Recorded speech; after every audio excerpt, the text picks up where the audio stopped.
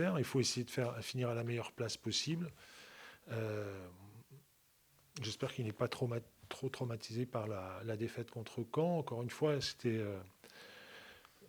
face à un adversaire qui a des qualités, avec un scénario qui ne nous a pas été favorable. Mais il faut être capable de rebondir, de faire, comme vous disiez, une belle fin de saison, finir à la meilleure place possible. La meilleure place possible aujourd'hui, c'est sixième.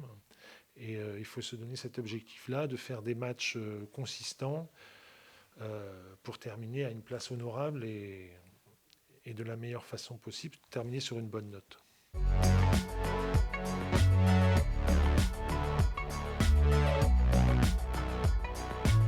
Pour moi, il n'y a pas un écart colossal, mais il y a un écart. Et je pense qu'on était un petit peu en sur-régime. Peut-être qu'on est légèrement en sous-régime en ce moment. Et ça suffit pour que les choses changent.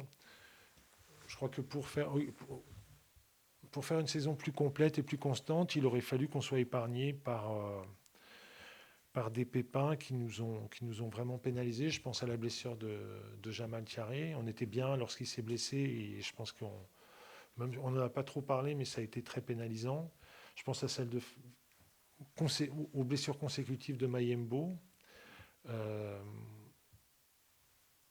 aux blessures de Fontaine aussi, il a très peu joué cette année et je pense que à son meilleur, c'est un élément important. Et après, ce ne sont pas des excuses, ce sont à mon avis des explications.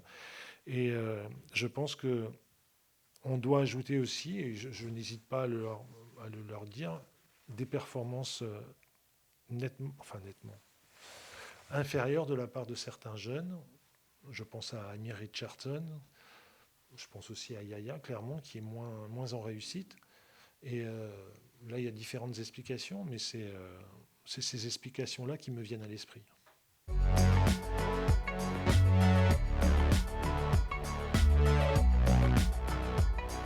Oui, oui, on a fait des réunions durant cette quinzaine de trêve internationale. On a réfléchi, on n'a pas encore pris de décision absolument définitive, mais on a dessiné des tendances, on a pris le temps de bien en discuter. Et c'est vrai que c'est un travail à mener et on n'a pas attendu même cette trêve, mais on a accéléré durant les 15 derniers jours et il va falloir se positionner d'ici un petit mois et bien se déterminer sur la suite parce que c'est complètement essentiel.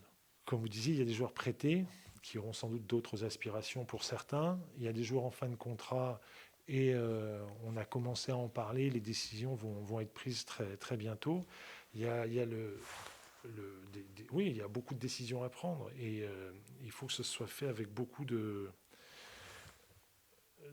précision, de clarté et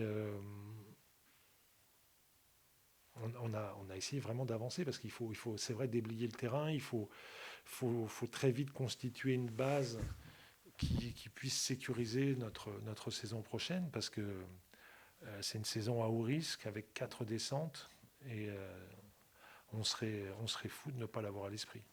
On a vu cette année que rétrospectivement, moi, ça me fait peur. Et donc, j'en ai pleinement conscience.